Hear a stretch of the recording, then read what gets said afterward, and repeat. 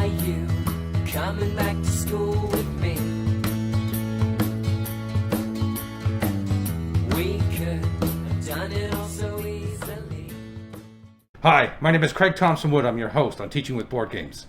When I had done my review on the game Ravenfeast, I had mentioned that I would be doing a battle report for that. This is a video in addition to my regular content, so please sit back and enjoy a battle report showing you a game in session of Ravenfeast.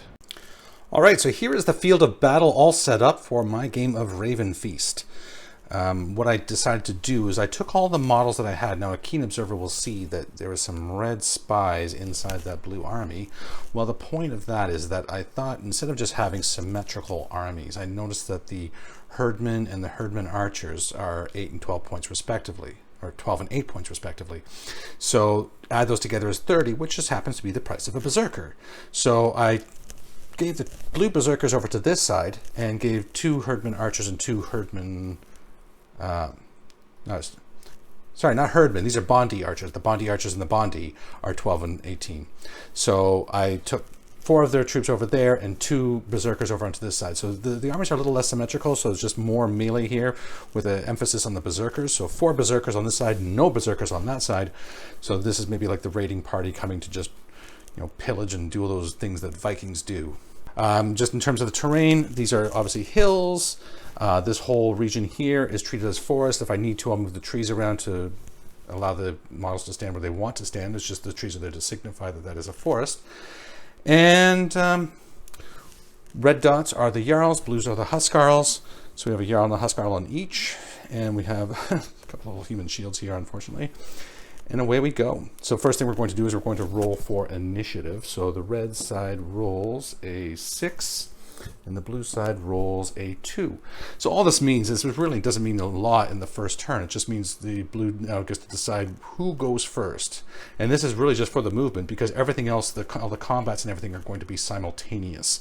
So I'll bring you back once the movement is over. And there we have the new army positions.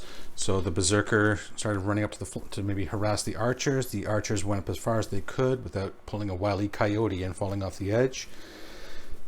The Herdman here advanced with the Husquarel. Down here we have a berserker, and the Yarl. The human shields moved up. The 2 archers here, and then the berserker again, looking to maybe clear out some of those archers if he can. Whereas everything there just came in a straight advance forward. And those archers felt that they were fine where they were. Now we move that, what we skipped, we did the first phase is the initiative phase. Second phase is the rally phase, which we skipped because it's the first turn and nobody needs to be rallied. Third phase is the movement phase. Now we go into the 4th phase, which is missile fire. So for missile fire, let's see. I don't think any of those archers, I think those archers are too deep inside the woods to be able to see anything. So we will then, just again, left to right from where I'm standing. So we'll do these 2 archers and they'll fire down at the Herdman here. Now the Herdman they advanced a full 6, so they did not form a shield wall, so they cannot take any advantage from the shield wall. So they are just charging forward recklessly, and the 2 archers are looking to make them pay for that recklessness. So they need 2s, and we have a 1. So the 1, and oh no, he rolled a 6, which means that this is a death worthy of a song. Wow, what a first blood moment here in the game. So death worthy of a song. Now what I've actually done, just to show you here, I've sort of cannibalized some tokens from a different game. So my green are going to represent the shield walls, yellow are for the cowards, and the black are for death. But what I do is I'm going to flip them over to the other side so black is just they're dying, but red is when it's death worthy of a song. So we're going to put that down there like so. So that indicates that one is death worthy of a song. So now what that means then is everybody within 6 inches of him is going to have to make a morale test to see if they are going to be panicked by such a grisly and gruesome death. So now another thing to remember is that the Yarl is right here. So as long as the Yarl, as soon as the Yarl has passed his test, he can then use his leadership for everybody else. So we'll start off with the Yarl.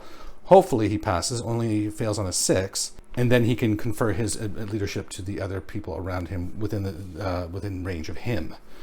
All right, so let's see the Yarl. Oh no, this isn't happening. The Yarl just rolled a 6, so that means the Yarl cannot stand this. He got squeamish at the sight of whatever happened there. That must have been pretty gross, and he is now panicked. So that means the other troops around him may be panicking as well. So let's just do the, well, I guess we'll do them one. So now, one at a time, we're going to do the herdsman here. So the first herdsman in between the Yarl and the other one. So he rolled a 4. His morale is 3, so he is also panicked. So I'm just going to grab a bunch of these tokens because I'm fearing that this may turn out for the worst from the first shot of the game. And then the one next to the Yarl, he rolled a 2, so he's fine. And the one next to him, he rolled a 4, so he is panicked. So let me just check the distances here. So from the guy who got shot, I would say this one's affected, and then 3 archers are going to be affected in there. Okay, so I'm just going to roll for 3 archers just to expedite things. And the archers, 1 fails, but wow, 2 of them. So we'll just say, we'll switch these guys around. That way there's the red guy. There was the spy here. I'm just switching those models around just for fun's sake. And he's like, hell no. And he's out of there. And so the other 2 are fine. And then the spearman here, red again. And he is also panicked. So he has a morale of 2, so he is also panicked. So with the 1 shot, they have cleared out the whole flank of that army. Oh, wow. And this is what can happen in games of Ravenfeast. So hopefully next turn they can rally. If they fail their rally test next turn, then that means that they're out. They're off the board. So once you've panicked, you have to rally the next time. If you don't, you're removed. So quick and brutal. Wow. Okay, coming down to the next set of shots, we have 4 shots here. They're just going to fire into the archers, try to save their barbarian buddy down here. And wow, look at that. So 2 1s and a 2. So let's do the 2 1s, because again, if we roll 6s, this could really spell the end for this army. No, they rolled a 2 and a 4. So 1 was saved. The other one means that one of these archers is marked for death, so we'll just mark for death the red one. And then the other one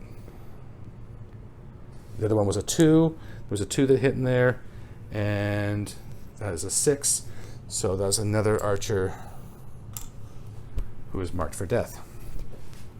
And then these archers, remember, it's all simultaneous, so these 5 archers are still going to get to fire, and they're maybe going to fire down at the herdmen here. So I'm just going to, again, for expediency's sake, roll all of them at the same time. And there's only 1 hit in the lot, and it's a 6. It's a 1 rather. It's a 1, and if they roll a 6, then we could maybe have the same thing happening here that happened on the other side. And no, it's a 3. And the herdmen have an armor of 3, so that is not even a death. So looks like from the first shot of the game, it could mean the end of the blue army. Wow. So the blue army's been absolutely devastated while the red is unscathed. So let me move into the end phase. So one thing I forgot to mention is that once they have failed their panic test, they should be fleeing immediately. So I'm going to move these cowards. They're full distance away, and then I'll go on to the last portion of the phase. All right, so that was what it would look like at the end phase. So in the end phase, we remove the dead models. So that one's dead, and these 2 are dead. So we go into the next round. Starting off, let me just clear up some of the dice here. And we're going to do initiative. So we'll do red first, and red rolled a 1. And blue doesn't even need to roll because they're not getting a Yarl bonus. You subtract 2 from the dice roll when you have your Yarl. Lowest is better. But even if they rolled a 1, this one would win because he still has his Yarl in command. With that one, the Yarl has cowardly run off. Now, again, remember that if the Yarl fails his command check, his rally check, then he is out, and that is pretty much going to spell the doom of this army unless something really drastic happens. So let's see what goes on then. We are going to start off with the rallying, and we're going to rally with the Yarl first, just as I say, to try to make benefit of his leadership. And no, this Yarl, he's seen that this is it. Even if he better hope his army gets wiped out here, because otherwise they're going to hunt him down and torture him. Okay, so let's go on to the archer then. On a 2, the archer, he decides that he's going to come back into it. The Herdman, he has a 3, so he is back. And that Herdman has a 3, and he is back. Wow, look at these guys showing up the Yarl. And that Spearman he's a Bondi, so he has a 2. And no, he's gone. So he's fled from the battlefield. Okay, so that is the rally phase. Oh, initiative, we didn't say. The red is going to let the blues move first. No. The reds are going to move first. And the reason that they want to do this is if they don't, then the blues are going to be able to charge in without them having formed a shield wall. So that's exactly what they're going to do now, is they're going to go first, and when I come back, you will see the new army positions. And here we have the new positions. So the archers on the side have come around to take advantage of the cover of the trees and to start to fire into the flank of this army. The red archer who had rallied, he was able to not, once you rally, you're able to act normally, so he has joined that troop there. These two are running up here, but have not joined this troop because this troop moved just a little bit backwards and formed a shield wall because they weren't just going to run recklessly into these troops here, because they moved first and they formed a shield wall. So they wanted to make sure they got that. So these guys move too far. You can only move 3 inches if you're forming a shield wall, so they want those to join them, but they move too far for them to be able to join that shield wall. So they're going to maybe join next turn if they're still alive. The Yarl here, he just moved forward, and the 2 berserkers, they're just sort of looking to see where they are best served. And then the other berserker ran over there, ready again to pounce on those archers. So that is it for the movement phase. These archers didn't move, and these archers have not learned how to fly, so they're going to stay on the edge of the cliff. Now we go on to the missile weapon. So we did the initiative, we did the rally, we did the movement, and now we go on to missile fire. So for missile fire, left to right, we're going to do we will do those 2 archers at the end into these 2 spearmen here, and then these 3 into the berserkers here. Okay, and so we'll do the spearmen into the red, the archers into the red, and we rolled a 1 and a 2. That's 2 hits. Now they have an armor of, these are the Bondi, so they have an armor of 2, but they get a +2 armor for being part of the shield wall. So that's a 4 armor, and they rolled a 6 and a 3. So that is the first death they have seen. So we'll just put 1 there on the guy down there. And now the 3 archers into those 2 berserkers, and 4, 6, and a 5. That is 3 misses. So unfortunate for them. And these archers here, they're just going to fire at the 2 guys down there who had rallied. Let's see if these snipers can do their magic again. Well, we have that 1. Is this guy, I have to put like a special mark on this guy. If he gets another 6 here, he's some sort of crazy sniper guy. No, that one was deflected. The armor saved it, so there was no death on that one. That would have been too funny if it was another song worthy of a death. And now what else do we have? So the archers. So we'll do those 3 guys there. You know what? They are not liking the idea of this berserker sneaking up on them like that. He can cause some real havoc, so they're going to shoot at him. And wow, 666s. That'd be great if I was playing Dungeons and Dragons or something, but nope, not here.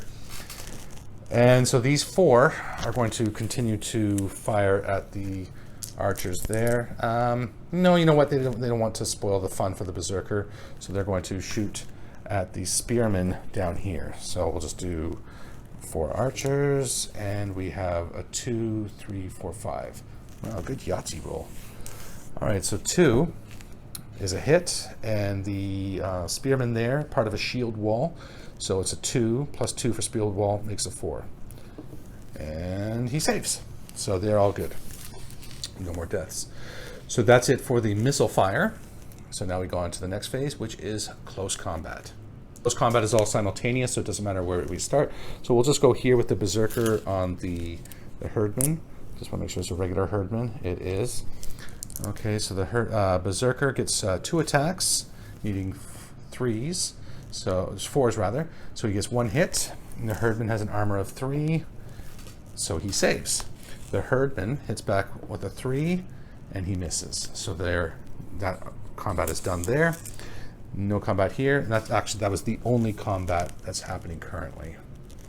So that is it. We go into the end phase. We remove the dead. Bring out your dead. I'll bring out my dead.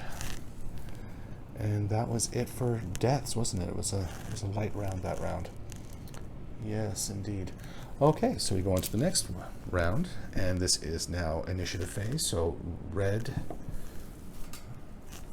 rolls up, there we go, a 2, and blue rolls a 4. So red gets to decide. Red will take it. Red will take the first turn, and I'll be right back after I move them. And there we have the new setup. So again, archers are staying still. The berserker managed to charge into the archers there. Remember, in a shield wall, they can only move straight, so I wasn't able to turn and pivot to try and get more guys into the fight, so they just had to go straight ahead. So the red took the initiative and moved in there, so they're still in their shield wall formation. The Yarl charged in. He's getting flanked by another herdman, though, but the Yarl's tough. He can take it. And then the berserkers to continue the fight there, and these 2 berserkers charged into the archers to exact revenge for all the arrows that have been flying at them. And these 2 guys are going to sit back and talk about that shot he made. Did you see that shot? That was an incredible shot. So we've done, there was no rallying to be done, so we did the initiative, no rallying, did the movement, onto missile fire. So for missile fire, now these guys cannot fire into a close combat. So in any of these things here, there's no opportunities for them to shoot. This is part of a shield wall unit, so I can't shoot there. So there is no missile fire. These guys, all the archers are going to take a break. And these archers cannot shoot because they're locked in close combat. Actually, that's not true because everybody moves individually. It's not like they're a unit. So this one can actually come forward here and he can shoot. He's going to shoot over at the archers there because he can't shoot at his friends. And this one, I guess he's going to come around here and he's going to shoot up at these. He's going to shoot up at the... Wow.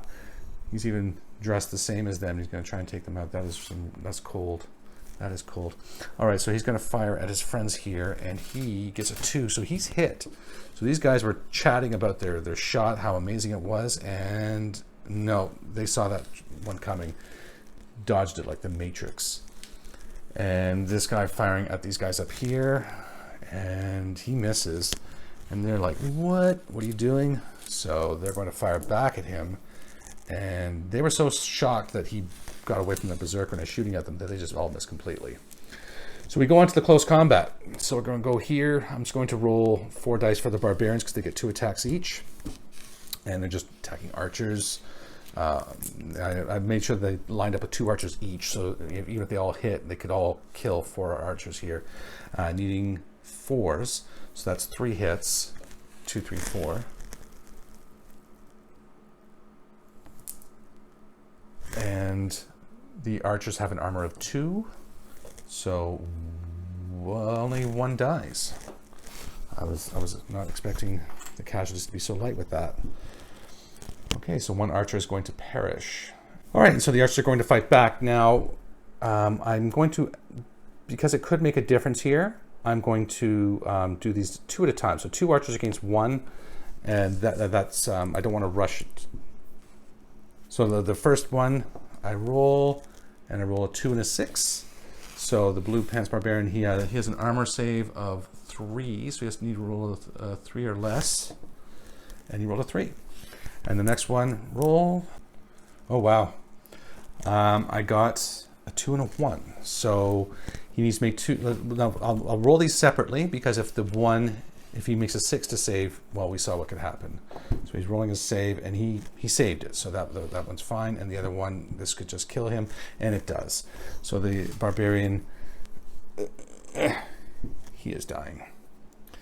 Now onto this fight here. So we'll do the barbarian versus the herdsman. So he gets 2 attacks, needing 4s or less, and he's hit twice, including a potential death worthy of a song. So the herdsman with that one is dead, but not gloriously so, and the other one is moot, but yeah, he saved that one. So he is going to die, and I'll just grab a token, put there. You know, if I was smart, I'd put these tokens like more easily within reach. Let's grab those. Okay. And then the herdsman gets to fight back. He gets 1 attack, needing a 3, and he gets a 4, so the barbarian is safe.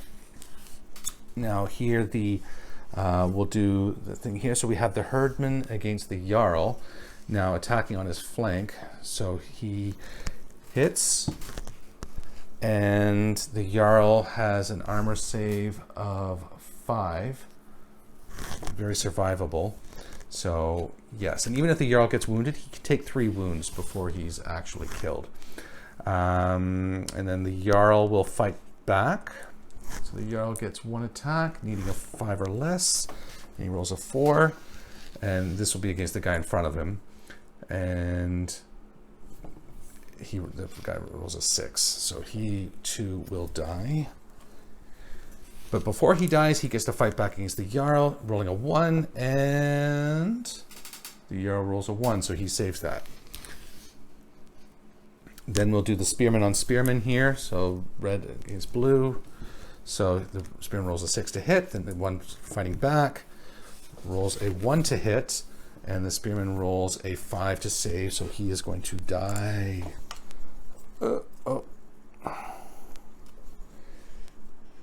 Okay, now we have Herdsman against the Husquarel.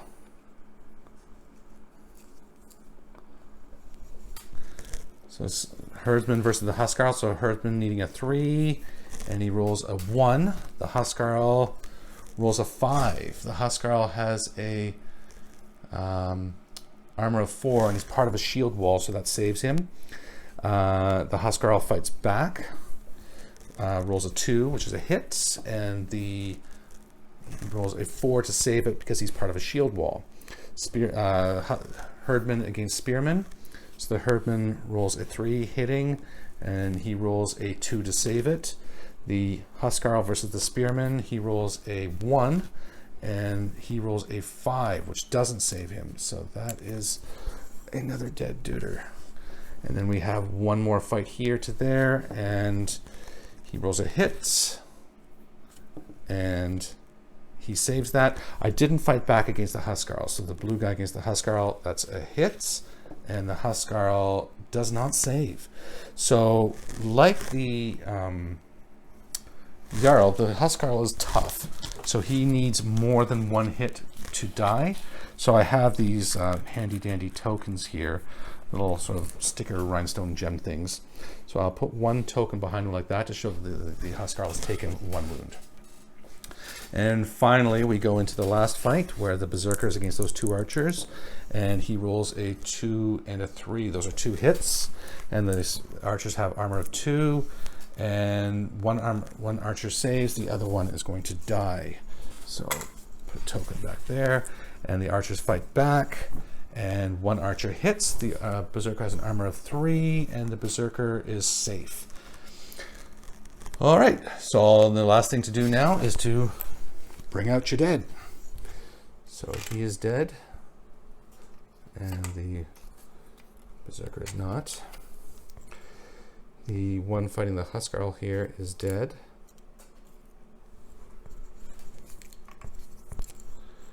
And the one fighting the Yarl is dead. And he is dead. And he is dead. And he is dead. And he is dead.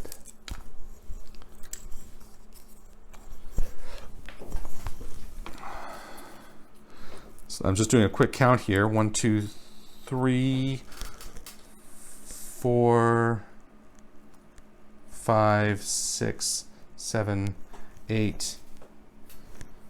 8 out of 1, 2, 3, 4, 5, 6, 7, 8. Okay, not quite 50%. Not quite 50%, but certainly close.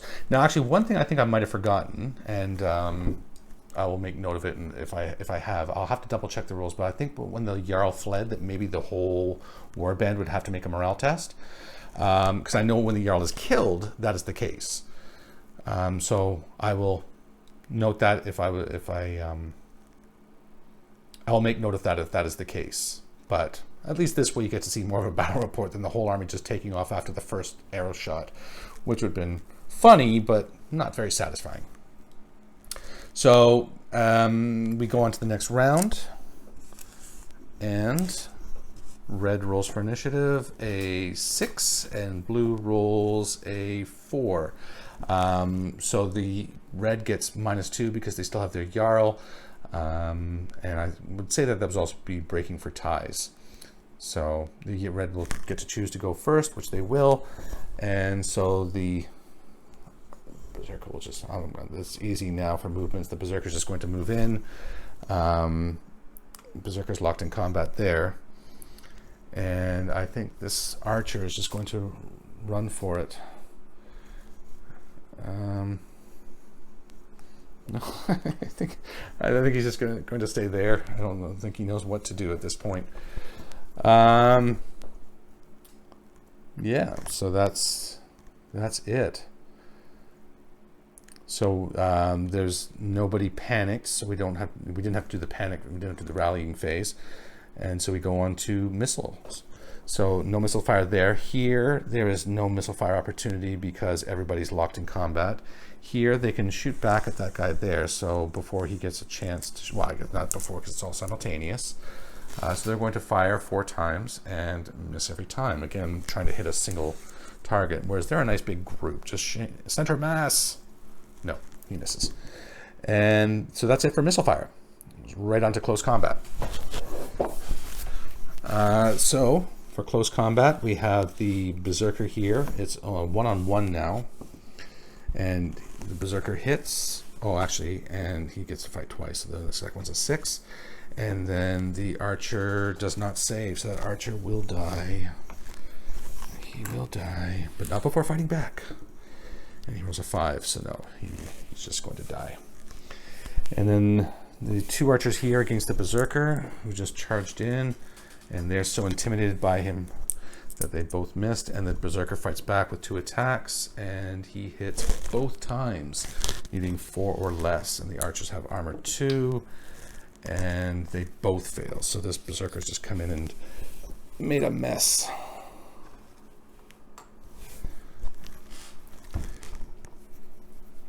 I guess the Yarl here would have turned to face his opponent here.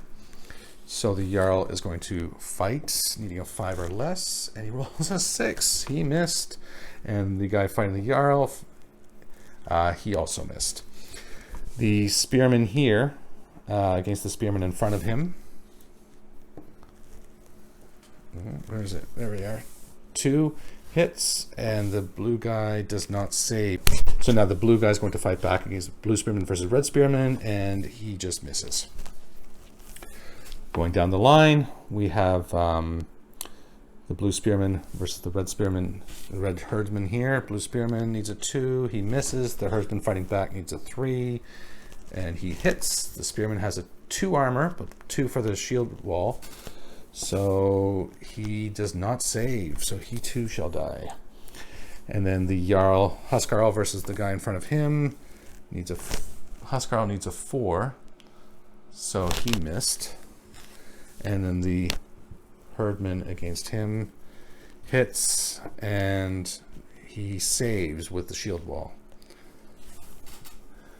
And actually, you know what? I guess he's not part of the shield wall because he's not attached there, so that does not save him. Boom. And this guy actually gets to fight back. He's going to go after the Husquarel to see if he can kill him off. Not with a 6 to hit, no. And then finally we have the Berserker against that poor archer. So the Berserker hits him with a 2. And the archer needs a 2 to survive, and he does not. So he too shall die. Will he take the Berserker with him? Not even close. So doing the cleanup at the end phase. Dead. Dead. Dead. Dead. Dead. Dead. And dead. Well, now, at this point, I'd say it's definitely more than 50% losses on the blue side. You've got one archer over there. You've got one Herdman over here.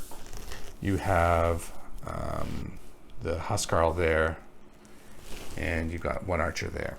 So you would roll for morale for all of them. So this archer here, he fails, and as he runs away, he'll get an opportunity attack by the Berserker, who will most likely kill him. The Herdman, he passes, brave soul. The Spearman rolls a 3 with his morale of 2, so he has failed. So he failed. The Husquarel has a morale of 4. And he's failed. And the archer up at the top of the hill. Oh yeah, he rolled a 6. He not only failed, he wet his pants. So, not that I could blame him. I mean, geez, Louise, look what happened to the poor army. That was a slaughter, an absolute slaughter. But that is how you play Ravenfeast. Quick, easy, fun. And, you know, it's free. I mean, how can you go wrong with a game that's free? Have I said that before? Have I told you that it's free? I mean, oh, by the way, did I mention that this game is free? I mean, I guess you have to pay to print the miniatures, but aside from that, this game is free. But that was a lot of fun. Hopefully you enjoyed it, and let me take you to my conclusion.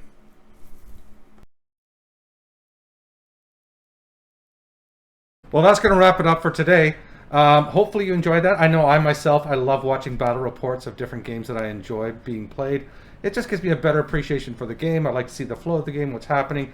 This was a pretty one-sided affair, but you know, that's how sometimes battles go, right? Just that really unfortunate roll there at the beginning for the poor Blue Army meant that they lost their Yarl, Yellow Belly Yarl, because not only did he fail, he failed his morale check after that and just fled the field. So after that was a mop operation for the Reds. But again, it just goes to show how fast and easy this game is.